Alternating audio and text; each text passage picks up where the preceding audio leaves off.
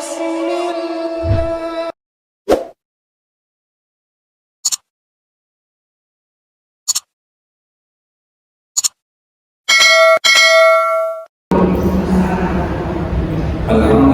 Rabbil Alamin alladzi hadana li hadha wa ma kunna linahtadiya lawla an hadana Allah.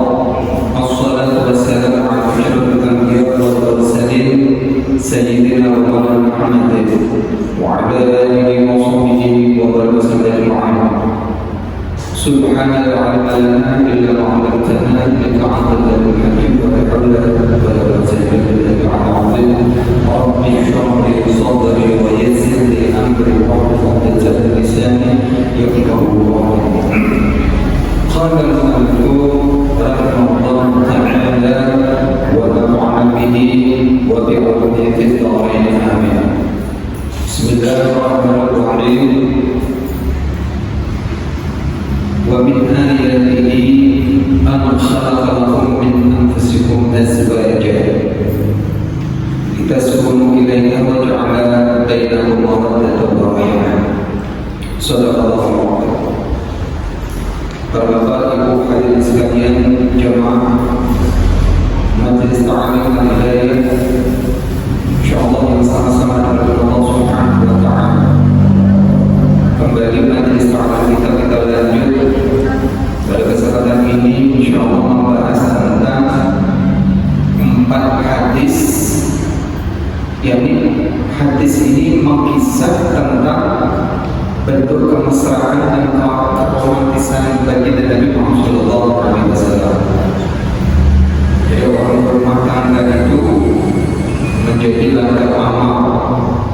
Segala sesuatu yang dilakukan pada suami kepada istri, istri pada suami, itu semuanya menjadi nilai teladan amal. Ada 4 hadis di sini insyaallah akan sampaikan tentang bagaimana orang membina rumah tangga ini supaya selamat, tentram, damai, dan akan menjadi romantis dunia dan akhirat.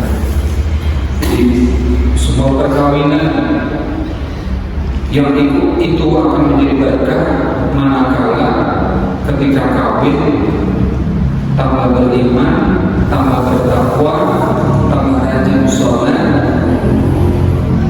itu menjadi sebuah perkawinan yang berkah. Yang pertama, baginda Nabi Muhammad sallallahu alaihi wasallam mencontohkan. Jadi ini bentuk kemesraan Rasulullah, ada 14 Rasulullah contohkan. Yang pertama, Rasulullah sallallahu alaihi wasallam itu sering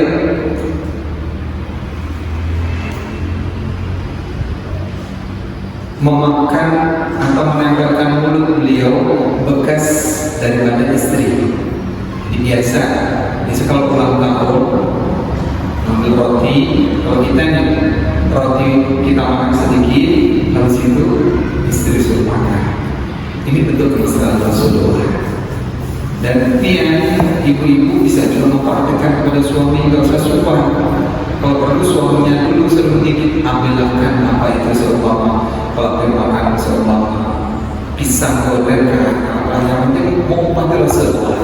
Ini bentuk kedekatan bagaimana dan kayak Allah membangun rumah tangga yang sakinah mawaddah warahmah. Artinya orang rumah tangga itu jangan sampai kurang komunikasi. Jangan sampai orang kawin itu berdiaman karena bersesabaan di dalam rumah. Semua ada yang kawin kayak begitu. Kenapa? Bersesarikan lagi bini. Nah, kalau laki bini bersesarikan, itu kamu ada rasanya. Malaikat gak mau bapak rumah situ.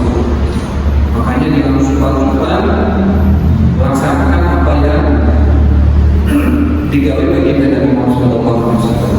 Ini ada sebuah hadis. Inkan Rasulullah SAW la yu'tiya bil ina'i fa asyara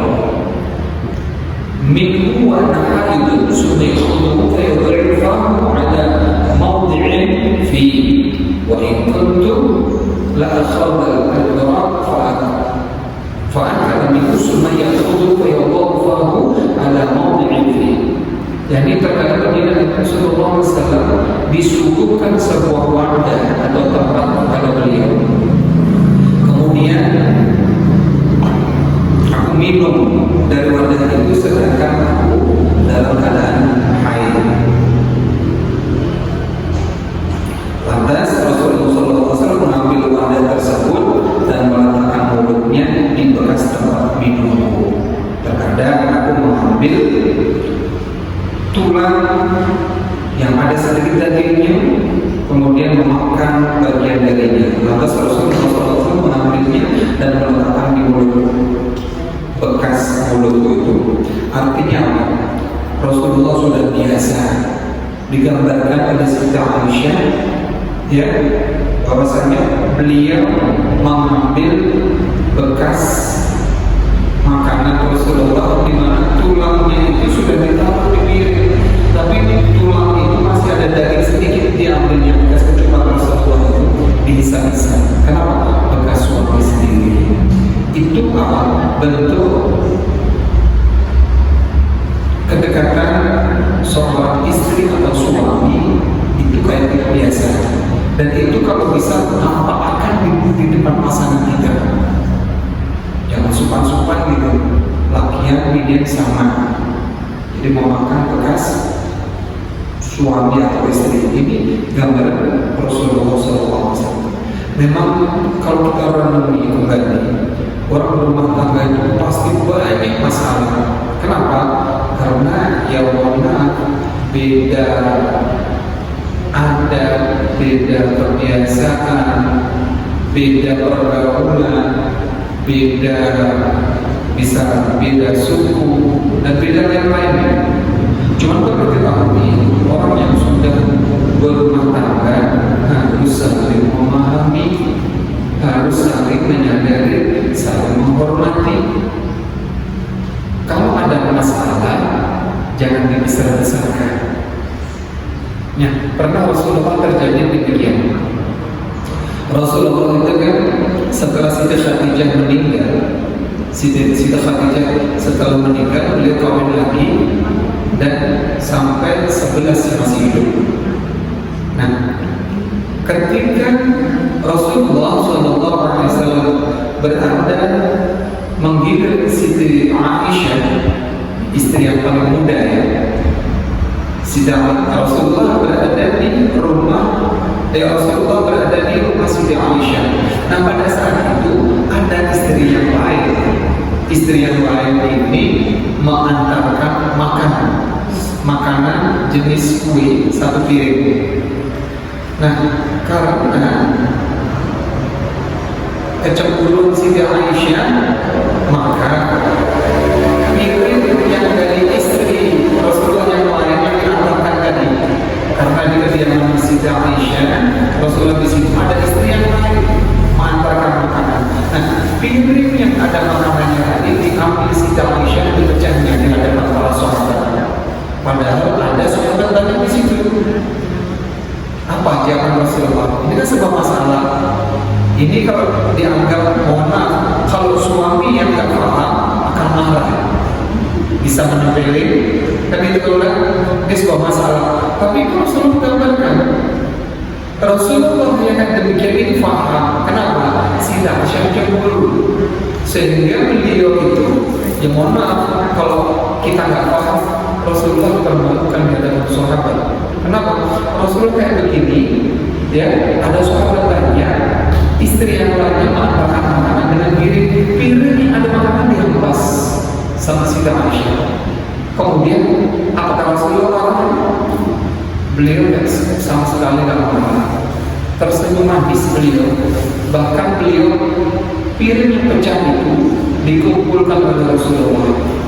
Melihat semua itu sahabat, piringnya itu dikumpulkan, beliau mengambil piring yang lain lagi, kemudian kue yang diantarkan dari istrinya tadi, yang diantarkan suruhan istrinya tadi, itu diambil dipindah di piring lain.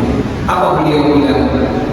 Ini ibu kamu, ibu kalian, dirimu cemburu, yang ngomong menutupi daripada kemarahan Siti Aisyah karena cemburu.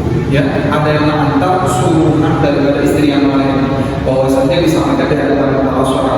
ini bukan berarti mempermalukan Rasulullah, bukan. Hal yang demikian ini untuk ta'liman lil ummati, ada sebuah pendidikan pengajaran untuk umat yang demikian itu tidak perlu marah. Rasulullah juga nggak marah yang demikian itu. Rasul beri contoh sabar, tambah piring yang pecah tadi diganti, kemudian disampaikan bahwasanya umi kalian telah dirundung kecemburuan yang besar. Biasa itu begitu. Jadi artinya kita dan suami kalau ada masalah sebesar apapun nggak perlu dibesar-besarkan. Ini sebuah contoh rumah tangga supaya nggak gaduh. Yang masalah sepuluh ini dibesar-besarkan, akhirnya laki bini karena berteguran. Kalau di api ketemu api menyala itu api, nggak lama ini sama-sama kekaruan apa ujung-ujungnya cabai. Kenapa? Karena masalah dibikin heboh. Jadi orang yang selalu rumah tangga kita sadari masing-masing kita semua itu mempunyai kekurangan, tapi kalau kebalikan manusia tidak ada yang sempurna. Seandainya laki-laki mau kawin 100 kali kawin, akan ditemuinya istri yang ke-100 kali itu sebuah kekurangan. Memang pada hakikatnya manusia tidak ada yang sempurna. Jadi kalau ada kekurangan di situ maklum saja. Memang manusia tidak ada sempurna. Jadi apapun persoalannya yang dihadapi jangan dibikin tambah gaduh. Tapi Rasulullah menggambarkan masalah yang demikian itu nggak perlu dibesar-besarkan. Bahkan Rasulullah SAW menyampaikan sebaik-baik suami yaitu suami yang bisa memperlakukan baik kepada istrinya, dan aku adalah seorang suami yang paling baik kepada istri. Makanya melihat persoalan yang demikian, beliau nggak emosi, beliau nggak marah. Bahkan pernah kami sampaikan ketika Rasulullah SAW dari luar beliau minta minuman, tidak Aisyah salah kan mengambil minuman itu mestinya campurannya itu adalah ada gulanya, tapi beliau malah salah mengambil gula yang diisi yang ada adalah garam. Ketika diminum Rasulullah, apa yang terjadi? Ketika diminum minumannya masih yang demikian itu pun Rasulullah juga gak marah. Rasulullah gak berubah serawat wajahnya. Ini sebuah ta'liman li ummati, pengajaran kepada umat. Jadi masalah demi masalah itu gak usah dipersoalkan. Ini Rasulullah yang demikian. Akhirnya si Aisyah tahu sendiri kenapa bekas Rasulullah yang diminum beliau oleh Siti Aisyah. Nah, baru tahu rasa Siti Aisyah bahwasanya minumannya ini sangat mengambil, semestinya itu dicampuri gula, tapi bukan gula yang dimasukkan malah garam. Nah, ini juga bentuk pendidikan untuk ta'liman li ummati. Sebuah pendidikan Rasulullah kepada umat untuk kita semua. Hal-hal yang demikian tidak perlu dibesar-besarkan. Hanya Rasulullah menyampaikan sebaik-baik suami yang bisa memperbaiki istrinya. Pun demikian sebaliknya, suami kalau ada salah jangan juga pintu kalau memecah piring, habis piringnya. Pasar sedikit dihapasnya televisi, pasar pulang dengan dihapas lemari, habis barang dia. Hawa sehari terus santai aja, jangan ditunda. Karena apa? Inna nafsa la'ammaratun bisu. Sesungguhnya nafsu itu selalu mengajak kepada yang buruk. Jadi kalau nafsu, emosi, kalau dilayani, kalau diteladani, itu dikritik di dalam Al-Quran. Wan nafsu katifli intuk min syara'ala qadirallahi wa intaftimu yang fatimi. Jadi nafsu itu kalau dilayani seperti anak kecil yang lagi netek minum tetek susu itu, kalau dilayani sampai besar dia minum tetek terus. Makanya nafsu itu kita lawan, artinya jangan diumbar. Yang kedua, Rasulullah SAW itu mengusap air mata istri.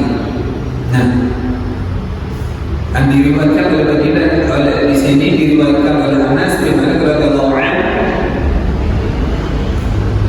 Beliau mengatakan, "Kanat Safiyatu ma'a Rasulillah sallallahu alaihi wasallam fi safarin wa kana dhalika yawman fa'abata fil masir fastaqbala Rasulullah sallallahu alaihi wasallam wa hiya tabki wa taqulu hamalatna ala ba'ir badiyan ala ba'ir badiyan faj'ala Rasulullah sallallahu alaihi wasallam yamsahu biyadayhi 'ainaiha." Jadi suatu ketika bahwasanya Sofia ini adalah istri di antara istri Rasulullah yang 11 yang masih hidup bersama Rasulullah SAW dalam perjalanan, sedangkan hari itu bagiannya, yang gilirannya Sofia istri Rasulullah. Tetapi Sofia ini sangat lambat sekali jalannya. Tapi sebagian dari Rasulullah SAW menghadap kepadanya sedangkan ia menangis dan berkata, "Engkau membawaku di atas unta yang lambat." Kemudian Rasulullah SAW menghapus air matanya Sofia dengan kedua tangannya. Artinya apa?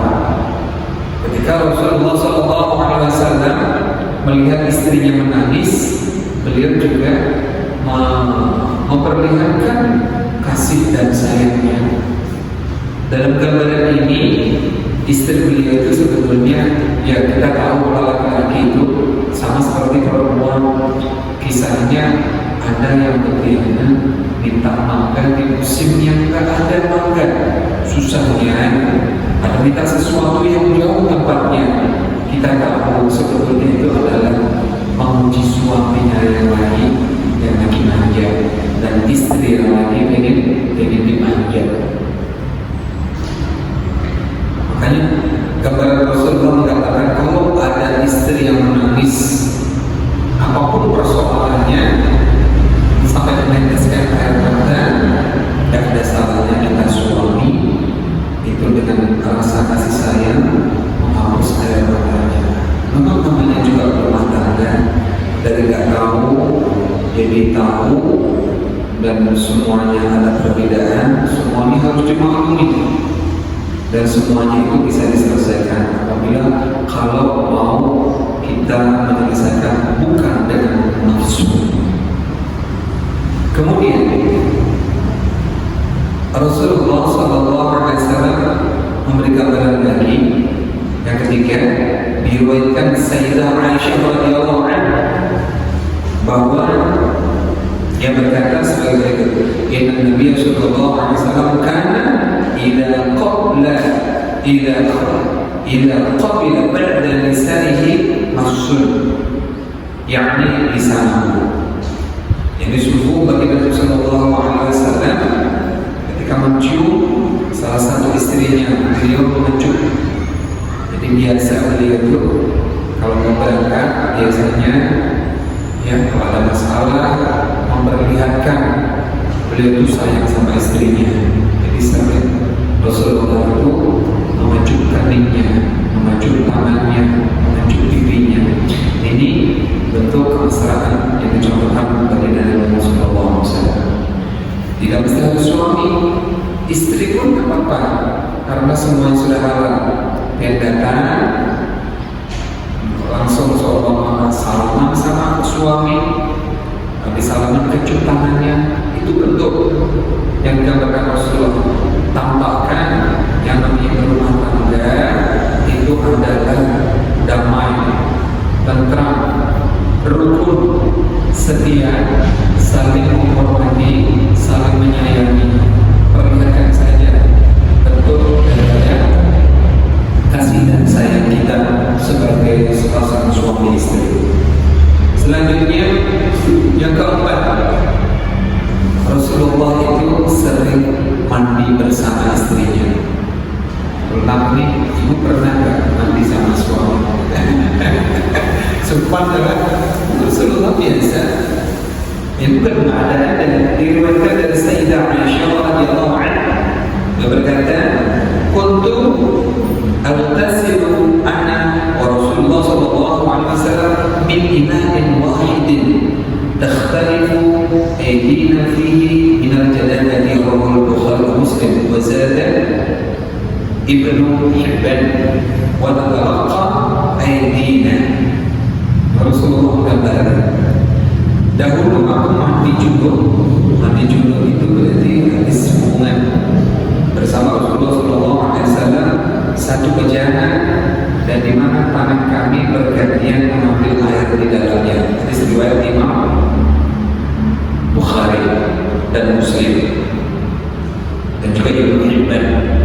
Ada yang meriwayatkan bahwasanya beliau bisa mengambil kayu itu bersama Rasulullah bertemu dengan Siti Aisyah. Ini bentuk kebersamaan Rasulullah SAW. Dan ini apa dipraktekkan mandi bersama suami. Kalau pakai shower mandi bersama, dan itu nggak apa-apa.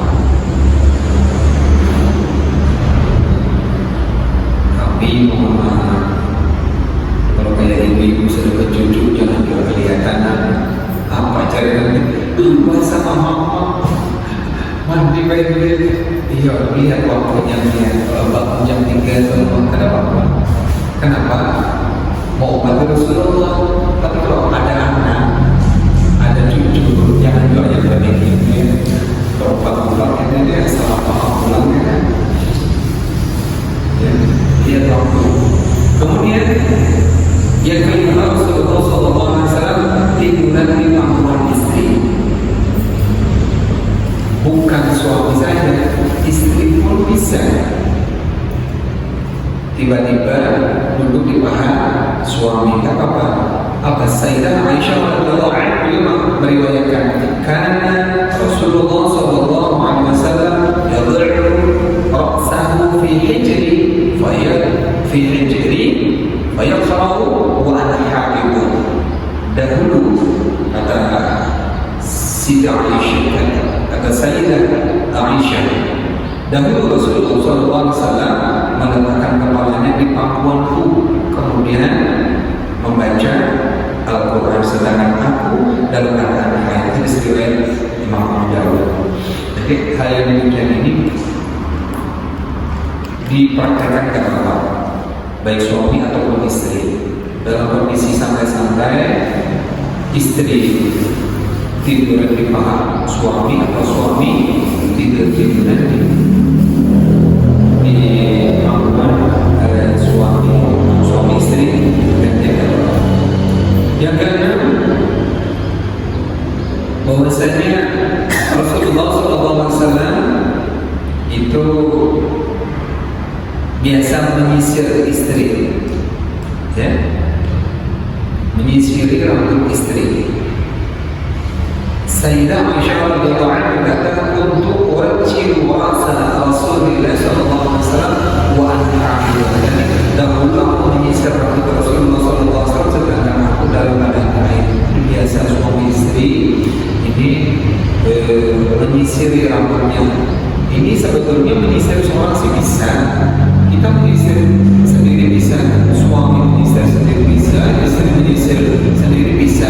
Tapi kenapa harusnya demikian? Ini bentuk kemesraan dalam rumah tangga, dicontohkan Rasulullah. Istilahnya bisa dipraktekkan. Lagi-lagi kami berpesan, jangan juga di hadapan anak, jangan juga di hadapan cucu. Nanti kerja melihatnya semua di kamar kan. Misalnya mau pati contoh Rasulullah.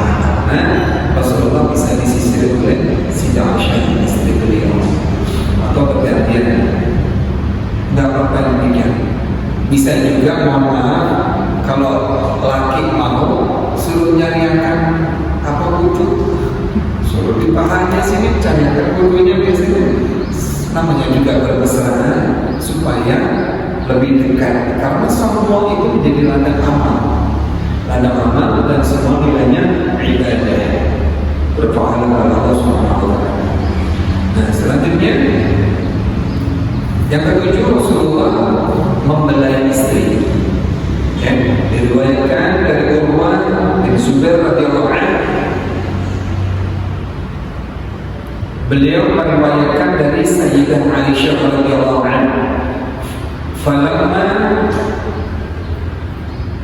kana yawm aw khalaqa yawm illa kana Rasulullah sallallahu alaihi wasallam yadkhulu ala nisa'ihi fayu'minu min kulli imra'atin minkunna fi majlisihi fayaqbalu wa yamassu min ghairi masisin wala mubasharatin. Qalat summa yuridu 'inda alladhi huwa yawmuha. Nah, hampir setiap hari Rasulullah SAW mengunjungi semua istrinya. Jadi setelah Siti Khadijah meninggal, Rasulullah itu kalau lagi sampai 11. Tapi jangan menghormati yang kita yang orang awam. Rasulullah aja kalau 11 kita mau upati pula, nah ini haram, tidak boleh. Kalau di Al-Quran diperbolehkan cuma 4, tapi ada kata kalimat yang untuk wa in khiftum alla ta'dilu fawahidah. Apabila takut khawatir tidak bisa berbuat adil, satu lebih bagus. Kenapa? Kalau kawin lebih dari satu, apabila sang suami tidak bisa berbuat adil, maka tiap hari di situ akan mendapat dosa. Maka satu lebih bagus. Kemudian Rasulullah SAW lantas mendekati satu persatu di tempat rumahnya. Yani Rasulullah mengunjungi semua istrinya, mendekati satu persatu di tempatnya. Rasulullah SAW mencium dan membelainya tanpa bersentuh atau berpelukan. Aisyah radhiyallahu berkata, lantas beliau menginap di rumah istri yang mendapat gilirannya. Jadi ini menggambarkan Rasulullah kadang membanding-bandingkan, artinya semuanya istrinya disayang. Ini gambaran mencontohkan kepada kita semua bahwasanya istri dan suami semuanya itu titipan Allah Subhanahu wa taala, dan semua itu menjadi ladang amal. Kemudian yang ke-8, Rasulullah menggambarkan itu sangat menghormat kepada istri. Digambarkan di sini ada istilah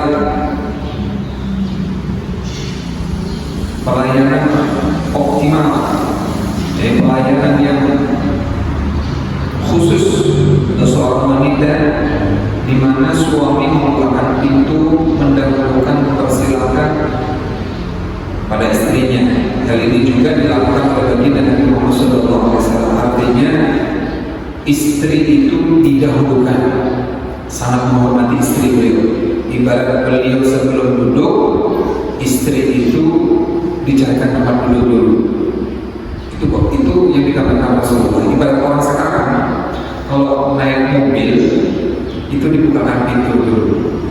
Kalau mau makan pesanan seumpama di warung, bini dulu dicarikan. Nah, jadi sangat memuliakan istrinya, sangat-sangat apa bahasanya, diperlakukan seperti permaisuri betul. Istri itu sangat-sangat dihormati, bahkan mau masuk pintu saja yang digambarkan di sini, mau masuk rumah, beliau yang membukakan, mempersilakan untuk bisa masuk. Nah, ini tidak hanya dilakukan oleh suami, istri pun juga bagus juga yang demikian, saling menghormati. Seumpama kita sang suami sudah menghormati hari ini, besok seumpama suami kan bisa lupa, istri bisa mempersilakan juga. Mau duduk dipersilakan, mau ambil makanan ambil tisu diambilkan, mau makan disiapkan, ya saling menghormati. Ini bentuk kedekatan kemesraan dalam rumah tangga. Kemudian Rasulullah menggambarkan yang kesembilan ini membuat panggilan yang romantis. Jadi panggilan yang disuka. Kalau Rasulullah memanggil Siti Aisyah itu sering ya Aisyah atau ya Aisyah, bisa dipanggil dengan kata-kata Humairah. Humairah itu adalah sebuah pujian orang Arab, kemerah-merahan, atau bahasanya itu sebuah pujian untuk memuji seorang istri. Jadi kalau orang Arab itu kalau disebut ya Humairah, itu adalah sebuah pujian yang diperuntukkan para istri orang-orang Arab. Humairah itu dari Hamrah itu merah atau putih, itu orang pujian untuk sang istri. Yang kita sendiri itu tradisi dengan sebutan sayang, ayah, atau apa lagi, apa yang disukai ibunya semua, abah kah atau kayak apa, nah, atau bisa ditakuni dia mau disebut apa yang enak, seperti ayah, sayang. Jadi itu kebiasaan yang dicontohkan Rasulullah SAW. Kemudian yang ke-10, mengantar istri. Diriwayatkan dari Ali bin Husain radhiyallahu anhu, beliau berkata, Nabi sallallahu alaihi wasallam fil masjid wa 'indahu azwajuhu faruhna wa qala li sahibihi binti Huya wa la taj'alni hatta ansarafa ma'aki. Suatu ketika Nabi sallallahu alaihi wasallam di Masjid Nabawi, sedangkan istri-istrinya ada di dekatnya. Kemudian mereka pulang, Rasulullah SAW bersabda kepada Sofia binti Huyai, jangan buru-buru agar aku bisa pulang bersamamu. Hadis riwayat Imam Bukhari. Artinya Rasulullah menggambarkan kemana istri mau pulang bisa kita dampingi atau kita antar, walaupun pasangan kita ini bisa berangkat sendiri, tapi bentuk keromantisan tidak ada salahnya berangkat bersama. Ini yang digambarkan oleh Rasulullah SAW.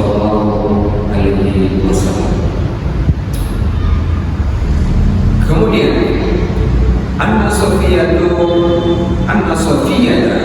zawjan Nabi sallallahu alaihi wasallam akhbaratuhu annaha ja'at ila Rasulillah sallallahu alaihi wasallam tazuruhu fi i'tikafihi fil masjid fil 'ashr al-awakhir min Ramadan, fatahaddathat 'indahu sa'atan thumma qamat tanqalibu faqama Nabi sallallahu alaihi wasallam ma'aha yaqbiluha.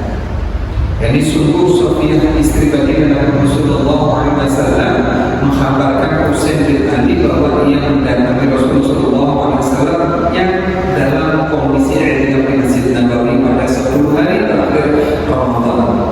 Kemudian beliau berbincang dengan baginda Nabi beberapa waktu atas berdiri untuk pulang. Kemudian baginda Nabi Sallallahu Alaihi Wasallam berdiri pulang bersamanya. Artinya ketika beliau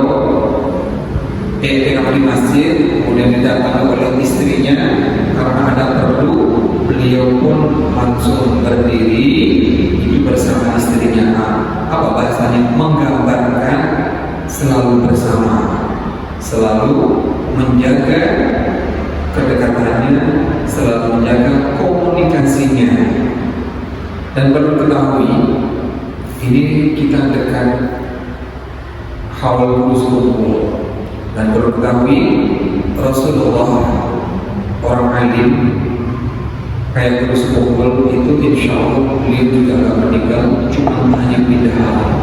Ada sebuah cerita pendek, semenjak Rasulullah masih hidup, beliau itu berpesan berwasiat kepada Sayyidina Ali bahwasanya suatu ketika kalau aku sudah meninggal dunia, kalau memang aku berdulu meninggal, kemudian Siti Fatimah nanti itu meninggal, maka aku bersumpah nanti jenazahnya aku yang akan menerima pertama kali di liang kubur. Dan itu terjadi setelah Rasulullah wafat. 6 bulan kemudian Siti Fatimah itu meninggal. Ketika jenazah Siti Fatimah itu diturunkan ke liang kubur, Sayyidina Ali itu melihat Rasulullah menyambutnya, dan ketika dibuka jenazah itu, beliau mengusap dengan tangan Rasulullah dan diciumnya, dan disitulah Sayyidina Ali menangis. Dan Sayyidina Ali ini adalah suami dari Siti Fatimah anak Rasulullah. Beliau menyampaikan dalam liang kubur itu, ya Rasulullah, ini adalah belahan hati engkau, buah hati engkau, telah engkau kembalikan amanahku. Ini gambaran apa? Menandakan bahwasanya orang alim ini kan Rasulullah memang gak wafat, hanya pindah alam saja. Dan dibuktikan ketika sudah meninggal 6 bulan, Sayyidina Ali itu melihat langsung di liang kuburnya, di liang kubur Siti Fatimah ketika meninggal dunia disambut oleh Rasulullah. Dan insya Allah tanggal 5 Januari itu haul kurus kubur, dan beliau akan terkenal wali min awliyaillah. Insya Allah beliau itu juga akan meninggal, tapi hanya pindah alam. Dari ibu yang ada niat minat ziarah haul kurus kubur, Ba'atur kemarin kedengarannya dia mau berangkat Ba'atur, sama-sama bagaimana kalau bisa diusahakan mengambil berkah haul kurus kubur. Sebab yang dari Jawa aja ada yang menelpon dulu, sudah kemarin 3 hari mau berdatangannya cari berkah. Yang dari Jawa saya melakukan 3 pesawat, 3 kapal, kemudian yang kapal itu sudah ada. Masa orang kita yang di sini nggak berangkat, harus saya kalau bisa disampaikan untuk sama-sama berangkat kayak caranya untuk menghadiri pemilu umum. Dan sudah ada dari Medan itu di untuk orang yang bersepeda tingkat itu, saking tingginya berangkat. Kalau dulu kan berjalan kaki, orangnya benar-benar berjalan dingin, datangnya kalau terus berjalan kaki. Ini orangnya ada 2 orang bersepeda tingkat dan berniat cari ini haulnya wali. Kalau ada sakit apapun jenisnya, berniat pokoknya niat berangkat. Karena sudah banyak manakib beliau dulu orang penyakit kanker sudah disampaikan kan orang kantin, padahal sudah ada jadwalnya mau operasi dia punya penyakit kanker, tapi karena sudah jauh dari niat ingin menghadir haul kubur, ketika kurang 3 hari pada jadwal untuk operasi itu hari di haul kubur, kurang 3 hari beperiksa ulang, hilang penyakit kankernya berkat mau datang kurus kubur. Itu sebagian kecil daripada manakib kurus kubur, dan gak sedikit orang yang rumahnya ada gambar kurus kubur, rumahnya habis kebakar gambar kurus kubur karena ada bakar. Ini banyak yang membuktikan. Di Pagatan pun ada, di kediaman Bapak Haji Burhani, dan banyak sekali contoh-contoh ya, bahwasanya beliau itu terkenal.